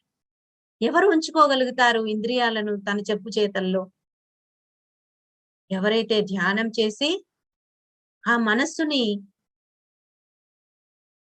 శుద్ధి చేసుకుని, నిర్మలం చేసుకుని, మనకు తెలుసు చంచలమైన మనస్సు నిశ్చలమవుతుంది. నిశ్చలమైన మనస్సు నిర్మలమవుతుంది. నిర్మలమైన మనస్సు శూన్యమవుతుంది. శూన్యమైన మనస్సు పరిశూన్యమవుతుంది. పరిశూన్యమైన మనస్సు మహాపరిశూన్యమవుతుంది ధ్యాన సాధనలో. మరి అలా నిరంతరము మనస్సుని పరిశూన్యంలో తీసుకెళ్లే ప్రయత్నం చేస్తూ చేస్తూ ఉంటే అది మన మాట వింటుంది. మన బుద్ధి వికసించి అశుద్ధ బుద్ధి కాస్త శుద్ధ బుద్ధి అయినప్పుడు ఈ శుద్ధ బుద్ధి చెప్పిన మాటలు మనసు విని అలాంటి పనులే చేస్తుంది. కాబట్టి నిరంతరము తన యొక్క ఇంద్రియాలను, దేహాన్ని, మనస్సును తాను చెప్పినట్టు తన చెప్పు చేతల్లో ఉంచుకోగలిగిన వాడు భగవంతునికి ఇష్టుడు అంటున్నారు ఇక్కడ శ్రీకృష్ణ భగవానుడు. అంటే అలాంటి గుణం రావాలి అంటే మనం ఏం చేయాలి? చక్కగా ధ్యానము చేయాలి. మరి దృఢ నిశ్చయం అన్నారు. ఈ లోకంలో ఎన్ని ఆకర్షణలు ఉన్నాయి. ప్రతిదీ మనల్ని కళ్ళు తెరిచి చూచిన వెంటనే ఎన్నో ఆకర్షిస్తూ ఉంటాయి. అలా ఎన్ని ఆకర్షణలు ఉన్నా, ఎన్నో అవాంతరాలు వస్తూ ఉన్నా, ఎన్ని ఆటంకాలు వస్తూ ఉన్నా, ఎన్ని కష్టాలు వచ్చినా భగవంతుణ్ణి శరణు కోరి ఆయనను అందుకోవటమే జీవిత లక్ష్యంగా ఉన్నవారే భగవంతునికి ప్రియమైన వారు. ఇది దృఢ నిశ్చయం కలిగిన వాడంటే భగవంతునికి ఇష్టలు అంటే అర్థం ఏంటి? దృఢ నిశ్చయం. ఎందులో దృఢ నిశ్చయము? ఆస్తులు సంపాదించటంలోనా? డబ్బు సంపాదించటంలోనా? కోరికలు తీర్చుకోవటంలోనా? కాదు. ఈ లోకంలో ఎన్ని ఆకర్షణలు ఉన్నా, ఎన్ని అవాంతరాలు, ఆటంకాలు వస్తూ ఉన్నా, ఎన్ని కష్టాలు వచ్చినా వాటన్నింటినీ భరిస్తూ భగవంతుణ్ణి శరణు కోరి ఆయనను అందుకోవటమే జీవిత లక్ష్యం. ఇంకా వేరే లక్ష్యమే లేదు. అలా ఉన్నవాడే భగవంతునికి ప్రియమైన వాడు. ఎంత అద్భుతమో చూడండి. ఆ దృఢ నిశ్చయం కలిగిన వాడే భగవంతునికి ఇష్టుడు. మరి 5వ లక్షణం ఏమిటి? మయ్యర్పిత మనోబుద్ధి. అంటే మన మనోబుద్ధులను ఎవరు భగవంతుని అందే సమర్పిస్తారో వారే ఆయనకు ప్రియులైన వారు. అంటే మన ఆలోచనలన్నీ ఆ పరమాత్మని గుణగణాల చుట్టూ తిరుగుతూ ఉండాలి. మనం ప్రతిరోజు సార్ చెప్పేటువంటి విషయాలు వింటూ ఉన్నాం. భగవానుని లక్షణాలను గురించి తెలుసుకుంటున్నాం. మరి ఆయన గుణగణాలను నిరంతరం మననం చేసుకుంటూ ఉండాలి. సార్ క్లాస్ వింటూ ఉన్నాము, వినేసాం అయిపోయిందనుకుని మళ్ళీ మర్చిపోవటం కాదు. నిరంతరము ఖాళీ సమయంలో ఆ విషయాలని నిరంతరం మనం మననం చేసుకుంటేనే మన యొక్క ప్రవర్తనలో ఆ స్థితి వస్తుంది మనకి. మరి బుద్ధి భగవతత్వాన్ని విచారణ చేస్తూ ఉండాలి. అప్పుడే మనోబుద్ధులు పూర్తిగా భగవంతునికి సమర్పించినది. అలాంటి వారే నాకు ప్రియమైన వారు అంటున్నారు భగవానుడు. మరి ఈ 12 లక్షణాలని ఈ శ్లోకాల్లో చెబుతూ మరి మిగతా 24 లక్షణాలని 15వ శ్లోకం నుంచి చెప్పడం జరిగింది. మరి మనకు సమయం చాలా తక్కువ ఉంది కాబట్టి వీటిలో ఏ లక్షణాల గురించి చెప్పారో టూకీగా చెప్పి నేను ముగించే ప్రయత్నం చేస్తాను. మరి 15వ శ్లోకంలో ఏం చెప్పారంటే, ఎవరి వల్ల లోకంలోని జనులు భయం చెందరో, ఎవరు భయపడరో, ఎవడు లోకం వలన భయం పొందడో, ఎవడు సంతోషము, క్రోధము, భయము, మనోవ్యాకులత లేకుండా ఉంటాడో అట్టివాడు నాకిష్టుడు అంటున్నారు భగవానుడు. అంటే ఎవరి వల్ల లోకంలోని జనులు భయపడరు? ఒక జ్ఞాని అందరినీ క్షమించేస్తూ ఉంటాడు. అటువంటి వాడిని చూసి ఎవరైనా భయపడతారా? భయపడరు. వారిని చూడగానే దైవత్వ లక్షణాలు కనిపిస్తాయి. వారిని చేతులెత్తి నమస్కరిస్తారే గాని ఎవరు భయపడరు. అటువంటి వాడు భగవానుడికి ఇష్టడు. మరి ఎవడు లోకం వల్ల భయం పొందడో, నిర్భయంగా ఎవడు జీవిస్తాడు? నేను ఆత్మని అని తెలుసుకున్నవాడు నిర్భయంగా జీవిస్తాడు. నేను దేహం అనుకుంటే భయం, ఈ దేహానికి ఏమైనా అయిపోతుందేమో అని. లేదా మనసు అనుకున్న వాడికి తాను పొందినటువంటి సంపద అంతా ఏమైనా అయిపోతుందేమోననే భయం. కాబట్టి ఈ మనస్సు, దేహము, మనస్సు అనేటువంటి స్థితిని దాటి ఆత్మస్థితిలో ఉన్నవాడికి ఏ భయము లేదు. నేను ఆత్మని, నేను పరమాత్మ స్వరూపాన్ని అనుకున్న వాడికి దేని పట్ల భయం ఉండదు. అలాగే ఎవరు సంతోషము, క్రోధము, భయము, మనోవ్యాకులత లేకుండా అంటే సంతోషము అంటే ఇక్కడ మనం గమనించాలి. అతనికి ఏదైనా మంచి జరిగినప్పుడు సంతోషించడం, అది జరగలేదంటే క్రోధము, భయము ఇవన్నీ వస్తాయి అన్నమాట. అలాంటి లక్షణాలు లేనివాడు, మనోవ్యాకులత, మనస్సు వ్యాకులతం అంటే చంచలంగా ఉన్నవాడు, అలాంటి వాడు, అలా ఎవడైతే వీటన్నింటినీ లేకుండా ఉంటాడో అట్టివాడు నాకు ఇష్టడు అంటున్నాడు. ఎవడు సంతోషము, క్రోధము, భయము, మనోవ్యాకులత లేకుండా ఉంటాడో అట్టివాడు నాకు ఇష్టడు అని చెప్తున్నారు భగవానుడు 15వ శ్లోకంలో. మనం వీలైతే మరొక క్లాస్ లో కావాలంటే దీని గురించి మరింతగా విశ్లేషించుకునే ప్రయత్నం చేస్తాము.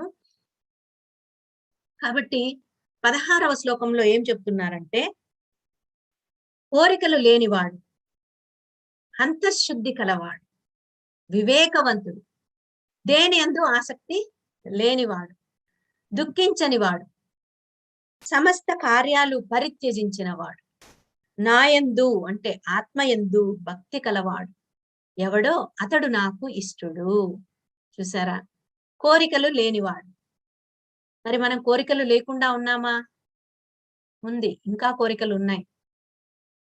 ధ్యానంలోకి వచ్చాక కూడా భౌతికపరమైన కోరికలు ఉంటాయి. మరి మధ్య మార్గంలో ఉండాలి. విపరీతమైన కోరికలు ఉండరాదు.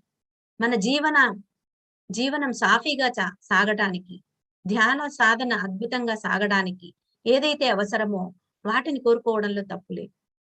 అత్యాశకు పోకూడదు. కాబట్టి అలాంటి కోరికలు లేనివాడు, అంతర్శుద్ధి కలవాడు. అంతర్శుద్ధి అంటే అంతఃకరణం, మనస్సు, బుద్ధి, చిత్తము, అహంకారం, వీటిని అంతఃకరణం అంటారు. ఈ అంతఃకరణ శుద్ధి కలవాడు. మనస్సు శుద్ధి కావాలి, తద్వారా బుద్ధి శుద్ధి అవుతుంది. అశుద్ధ బుద్ధి కాస్త శుద్ధ బుద్ధి అవుతుంది. అలాంటి అద్భుతమైనటువంటి అంతర్శుద్ధి కలవాడు భగవానుడికి ఇష్టడు. మరి వివేకవంతుడు, వివేకం అంటే పత్రి సార్ ఏమంటారంటే ఇంగిత జ్ఞానం అంటారు. ఎప్పుడు ఏది మాట్లాడాలి, ఎప్పుడు ఎలా వ్యవహరించాలి, ఎవరితో ఎలా మాట్లాడాలి, ఎప్పుడు మౌనంగా ఉండాలి, వాక్క్షేత్రంలో అద్భుతంగా ఇచ్చారు పత్రి సార్ ఈ విషయం. కాబట్టి ఆచితూచి అద్భుతంగా, జ్ఞానవంతంగా, నోరు తెరిస్తే నోట్లో నుంచి వచ్చే మాట జ్ఞానవంతంగా ఉండాలి. అజ్ఞాని మాట్లాడినట్టుగా ఎట్టు పడితే అటు మాట్లాడకూడదు. ఏది పడితే అది మాట్లాడకూడదు. అలాంటి వాడు వివేకవంతుడు. దేని యందు ఆసక్తి లేనివాడు. ఆసక్తి ఉండదు. ప్రాపంచిక విషయాల పట్ల ఆసక్తి ఉండదు. ఆసక్తి అంటే అవసరం మాత్రమే తీర్చుకుంటాడు కానీ వాటి పట్ల విపరీతమైనటువంటి మోహము ఉండదు. అలాగే దుఃఖించని వాడు. దేనికి కూడా దుఃఖించని వాడు. ఎందుకు దుఃఖము? మనం అనుకున్నది జరగకపోతే దుఃఖం. మనం మనవారు అనుకున్న వాళ్ళు ఎవరైనా చనిపోయినా దుఃఖం. ఇక్కడ ఎవరైతే ఆత్మజ్ఞానులై ఉన్నారో వారికి అన్నీ తెలుసు. జన్మ పరంపరలు తెలుసు, కర్మ సిద్ధాంతం తెలుసు. కాబట్టి ఏది వచ్చినా కూడా అద్భుతంగా స్వీకరిస్తూ పోయేవాడు, దుఃఖించని వాడు. అలాగే సమస్త కార్యాలు పరిత్యజించిన వాడు. సమస్త కార్యాలు అంటే భౌతికమైనటువంటి కార్యాలను పరిత్యజించడం అంటే వదిలివేయటము. అంటే అన్ని వదిలివేయాలని కాదు ఇక్కడ. ఎంత అవసరమో అంతే. ఈ దేహం ధ్యానం చెయ్యాలి, ఆత్మజ్ఞానం పొందాలి, నేను ఆ పరమాత్మని అని తెలుసుకోవాలి అంటే ఈ దేహం ఉండాలి. ఈ దేహం ఉండాలి అంటే ఈ దేహం కోసం కొన్ని అవసరాలు ఉంటాయి. ఆ అవసరాలను తీర్చుకోవడం కోసం మధ్య మార్గంలో జీవించేవాడు. అలాగే నా యందు భక్తి కలవాడు. నా యందు అంటే ఇక్కడ నా అంటే ఏమిటి? ఆత్మ. ఆత్మ యందు భక్తి కలవాడు ఏం చేస్తాడు? ప్రతిరోజు ధ్యాన సాధన చేస్తాడు. తనలోని ఆత్మే తాను అని తెలుసుకునే ప్రయత్నం చేసేవాడు. అలాంటి వాడు భగవానుడికి ఇష్టుడు. కాబట్టి మనం ఎలా ఉంటే భగవానుడికి ఇష్టలమవుతామో పాయింట్ బై పాయింట్ 36 లక్షణాలు చెప్పారు భగవానుడు ఇక్కడ. 7వ అధ్యాయంలో ఏమో 4 రకాల వ్యక్తులు ఉంటారు. వారిలో ఎవరి ఇష్టమో చెప్పారు. ఆత్మజ్ఞాని. ఆ ఆత్మజ్ఞాని యొక్క లక్షణాలు ఎలా ఉంటాయో ఈ 12వ అధ్యాయంలో అద్భుతంగా వివరించారు భగవాన్. మరి 17వ శ్లోకంలో ఏం చెప్పారంటే, ఎవడు సంతోషింపడో, ద్వేషింపడో, శోకాన్ని పొందడో, ఎవడు శుభాశుభాలను వదిలిన వాడో, అంటే శుభాశుభాలు అంటే మంచి చెడులు, పుణ్యము పాపం లాంటి వాటి ద్వంద్వాలను వదిలిన వాడు నాకు చాలా ఇష్టుడు అని చెప్తున్నారు భగవానుడు.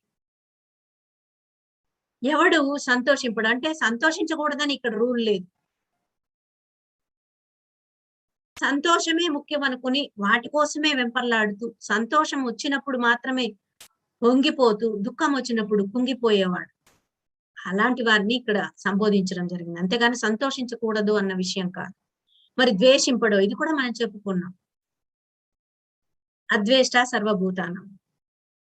ద్వేషింపడు, శోకాన్ని పొందడు, దుఃఖాన్ని పొందడు. ఎవడు శుభాశుభములను వదిలిన వాడు, శుభాన్ని వదిలేస్తాడు, అశుభాన్ని వదిలేస్తాడు. అతని జీవితంలో శుభం జరిగినా ఆనందంగా స్వీకరించి వదిలేస్తాడు, దాన్ని పట్టుకుని కూర్చోడు. అశుభాలు కలిగినా దాన్ని అనుభవించేసి వదిలేస్తాడు, పట్టుకుని కూర్చోడు, దుఃఖించడు. కాబట్టి శుభ అశుభాలను వదిలివేసిన వాడు అంటే మంచిని చెడును, పుణ్యాన్ని పాపాన్ని, సుఖాన్ని దుఃఖాన్ని ఇలా అన్నింటినీ వదిలివేసిన వాడు నాకు ఇష్టుడు అంటున్నారు భగవానుడు. మరి 18, 19 శ్లోకాల్లో ఏం చెప్తున్నారంటే, శత్రువు యందు, మిత్రుని యందు, మానవ మానముల యందు, శీతోష్ణ సుఖ దుఃఖాల యందు సమంగా ఉండేటువంటి వాడు. శత్రువు యందు, మిత్రుని యందు. ఇక్కడ అతనికి శత్రువులు లేరు, మిత్రులు లేరు, అందరూ సమానమే. ఎందుకు శత్రువు అయ్యాడు? గతంలో మనం చేసిన కర్మ ఫలితము ఈ జన్మలో అతను మనకి శత్రువుగా పరిణమించాడే కానీ అతను శత్రువు కానే కాదు అనే జ్ఞానం ఉన్నటువంటి వాడు. మిత్రుని యందు అంటే మిత్రుడు అంటే స్నేహితుడు. స్నేహితునితోనూ సవ్యంగా ఉంటాడు, శత్రువుతోనూ కూడా అదే రకంగా ఉంటాడు. పైకి వెళ్ళి కావలించుకుని మిత్రత్వాన్ని పొందడం కాదు కానీ శత్రువుని శత్రువుగా ఉన్నా ఆ శత్రుత్వ భావన మనలో నుంచి తీసేసిన వాడు. శత్రువుని మిత్రుడిని ఒకేలాగా చూసేవాడు. మానవమానములు యందు, మానము కలిగిన అవమానం కలిగిన, మానము అంటే మనల్ని ఎవరైనా పొగిడినా సన్మానించినా గొప్పగా మనల్ని కీర్తించిన దానికి పొంగిపోడు, అవమానంలో కుంగిపోడు. అంటే మానావమానంలో యందు శీతోష్ణ సుఖ దుఃఖాలేను. శీతోష్ణాలంటే శీతలం అంటే చల్లగా చల్లదనము, ఉష్ణం అంటే వేడి. మనకి చుట్టూ వాతావరణంలో ఈ శీతోష్ణాలు మనకి అప్పుడప్పుడు కలుగుతూ ఉంటాయి. చలికాలంలో చల్లగా ఉంటుంది, ఎండాకాలంలో వేడిగా ఉంటుంది. చలికాలం వచ్చినప్పుడు అబ్బా చలి చలి చలి అని, ఎండాకాలం వచ్చినప్పుడు అబ్బబ్బబ్బా వేడి అని, ఇలా ప్రకృతిని కూడా మనము కొంత తిరస్కార భావంతో చూస్తుంటాం. అలా కాకుండా దాన్ని కూడా స్వీకరిస్తూ పోయేవాడు యోగి. సుఖ దుఃఖాలందు సమంగా ఉండేవాడు. సుఖం కలిగినా దుఃఖం కలిగినా ఒకే రకంగా ప్రవర్తించేవాడు. దేని యందు ఆసక్తి లేనివాడు. దేని యందు అంటే ఏంటి? ప్రాపంచిక విషయాల యందు ఆసక్తి లేనివాడు. నిందాస్తుతుల యందు సమంగా ఉండేవాడు. ఎవరైనా నిందించినా, ఎవరైనా మనల్ని స్తుతించినా అంటే గొప్పగా పొగిడినా ఒకే రకమైనటువంటి భావాలు కలిగిన వాడు. మౌనంతో ఉండువాడు. ఎంత గొప్ప మాట చూడండి. మౌనంతో ఉండువాడు. ఎట్టి పరిస్థితుల్లో ఎప్పుడు అవసరమైతే అప్పుడు మాత్రమే నోరు తెరవడం, మిగతాటప్పుడు సైలెంట్ గా ఉండడం. అందుకే తటవర్తి సారు మౌన ధ్యానం అనేటువంటిది స్టార్ట్ చేశారు. గత 10 సంవత్సరాలుగా అద్భుతంగా మౌన ధ్యాన సాధనలను మన చేత చేయిస్తూ ఉన్నారు. కాబట్టి మౌనంతో ఉండువాడు, దొరికిన దానితో లేక ఉన్న దాంతో తృప్తి చెందినవాడు, తృప్తి పొందేవాడు, నిర్దిష్టమైనటువంటి నివాస స్థానం లేనివాడు. ఎక్కడ ఒక చోట నేను ఉండాలి అని అనుకోడు, తిరుగుతూ ఉంటారు. ఎలా అయితే మనకు రాఘవరావు సారు, రాజ్యలక్ష్మి మేడం వాళ్ళ ఇంట్లో ఎప్పుడు ఉండేది కొంత సమయమే, కొన్ని రోజులే. మిగతా సమయం అంతా ఏం చేస్తుంటారు? ఈ జ్ఞానాన్ని పంచటానికి తిరుగుతూ ఉంటారు. అలాంటి వారు నిశ్చయమగు బుద్ధి కలిగిన వాళ్ళు, భక్తితో ఉండేవారు నాకు చాలా ఇష్టలు అని చెప్తున్నారు. అలాగే ఈ గుణాలన్నీ కూడా మనం ఎలా పొందుతామంటే ధ్యానం ద్వారా మాత్రమే మనము పొందగలము. మరి 20వ శ్లోకంలో ఎవరైతే శ్రద్ధావంతులై నాయందు అంటే ఆత్మయందు ఆసక్తి కలిగిన వారై ఈ అమృత రూపమగు పై ధర్మాలన్నింటినీ ఆచరిస్తారో, ఈ 36 ధర్మాలని లక్షణాలని పుణికిపుచ్చుకుంటారో వారే నాకు ఇష్టలు అని శ్రీకృష్ణ భగవానుడు చెప్పడం జరిగింది. ఈ విధంగా భగవానుడు తనకు ఎవరు ఇష్టలో ఈ శ్లోకాల్లో వివరిస్తూ ఆయన చెప్పిన విధంగా ఎవరు ప్రవర్తిస్తారో, నడుచుకుంటారో వారే భగవానుకి ఇష్టలవుతారు అని స్పష్టం చేస్తూ ఉన్నారు. అలా కాకుండా నేను పూజలు చేస్తున్నాను, భజనలు చేస్తున్నాను, నైవేద్యాలు సమర్పిస్తున్నాను అనుకుని భగవానుడు చెప్పినవి ఆచరించకుండా ఉంటే ఎప్పటికీ వాళ్ళు ఆయనకి ఇష్టలు కాలేరు. ఆయనకి ఇష్టలు కాలేని వారు ఏమి చేసినా దండుగే, ఎలా జీవించినా వ్యర్థమే. కాబట్టి ముఖ్యంగా ఏం చేయాలి? మనము జీవహింస మానాలి, ఆత్మజ్ఞానాన్ని సంపాదించుకోవాలి, తీవ్ర ధ్యాన సాధన చేయాలి. ఇది ఆచరించే వాళ్ళు నెమ్మదిగా భగవంతుడు మెచ్చేటువంటి పై గుణాలన్నింటినీ కూడా సంపాదిస్తారు. ఇక్కడ చివరిగా ఒక్క మాట, అమ్మ చెప్పిన మాట, రాజ్యలక్ష్మి అమ్మ చెప్పినటువంటి ఒక ఎగ్జాంపుల్ చెప్పి నేను ముగిస్తాను. ఒకసారి నారదుడు విష్ణువు దగ్గరికి వెళ్తాడు. నారదుడు ఎప్పుడు నారాయణ నారాయణ అంటూ మహావిష్ణువు దగ్గరికి వెళుతూ ఉంటాడన్నమాట. వెళ్ళినప్పుడు ఆయన ఏదో రాస్తూ ఉంటాడు. ఏం రాస్తున్నారు స్వామి అని చెప్పి వెళ్ళి అడుగుతాడు. నన్ను ఇష్టపడే భక్తుల లిస్ట్ రాస్తున్నాను అని చెప్తాడు. అప్పుడు వెళ్ళి చూస్తాడనమాట నారదుడు. అందులో ఫస్ట్ పేరు నారదుని పేరు. దాంతో నారదుడు గర్వం వచ్చేసి గర్విస్తాడు. అంతకు ముందు ఆంజనేయుడు హిమాలయాల్లో అద్భుతంగా ధ్యాన సాధన చేస్తూ ఉంటే ఈ గర్వంతో లోకమంతా తిరిగి చెప్తూ ఉంటాడు. భగవంతునికి ఇష్టపడే భక్తుల లిస్ట్ లో నేను మొదట ఉన్నానని త్రిలోకాలు వెళ్ళి అందరికీ గొప్పలు చెప్తూ ఉంటాడు. అలా వెళ్ళి ఆంజనేయుడికి కూడా నువ్వు నువ్వు లేపి మరి ధ్యానం చేస్తుంటే గర్వంగా చెప్తాడన్నమాట. చెప్పిన ఆయన లేచి విని మళ్ళీ ఆయన పాటుకు ఆయన ధ్యానం చేస్తూ ఉంటాడు. ఈ విషయం ముల్లోకాల్లో అందరికీ చెప్పి మళ్ళీ నారాయణుడి దగ్గరికి వస్తాడు. వచ్చినప్పుడు ఈసారి మరొక లిస్ట్ రాస్తూ ఉంటాడు అనమాట మహావిష్ణువు. ఆ లిస్ట్ లో ఇది ఈ ఇప్పుడేం చేస్తున్నారు, ఏం రాస్తున్నారు అని అడిగితే నాకు ఇష్టమైన వారి లిస్ట్ రాస్తున్నానంట అని అంటే అందులో ఏముంది అని చెప్పి వెళ్ళి చూస్తే అందులో ఫస్ట్ ఆంజనేయుని పేరు. అంటే ఏమిటి అర్థము? ఇక్కడ గర్వము పక్కవారితో పోల్చుకోవటము, అలా తిరుగుతూ మన భక్తిని ప్రదర్శించటము ఇవి కాదు ముఖ్యము.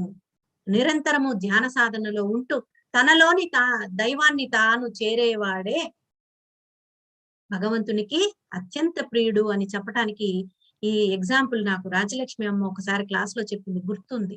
అది చెప్పాలని దాన్ని మీ ముందుంచే ప్రయత్నం చేశాను. ఇక్కడ చూడండి, మహావిష్ణువు తనని ఇష్టపడే భక్తుల్లో ఫస్ట్ నారదుని పేరు పెట్టారు. తాను ఇష్టపడే భక్తుల్లో ఫస్ట్ ఆంజనేయుడి పేరు పెట్టారు. అంటే అర్థం ఏంటి? ఆంజనేయుడు నిరంతరము ధ్యాన సాధన చేస్తున్నాడు కనుక అటువంటి వాడే భగవానుడికి అత్యంత ప్రియుడు అనేటువంటి విషయాన్ని ఈ చిన్న కథ ద్వారా మనము అర్థం చేసుకోవచ్చు. మరి ఇంతటి గొప్ప అవకాశాన్ని ఇచ్చిన మీ అందరికీ కూడా పేరు పేరున నా ధన్యవాదాలు తెలియజేసుకుంటూ థ్యాంక్ యూ వెరీ మచ్. ఎవరైనా ఈ వాడు वीडियोस बनाने हैं फिल्मोरा है ना,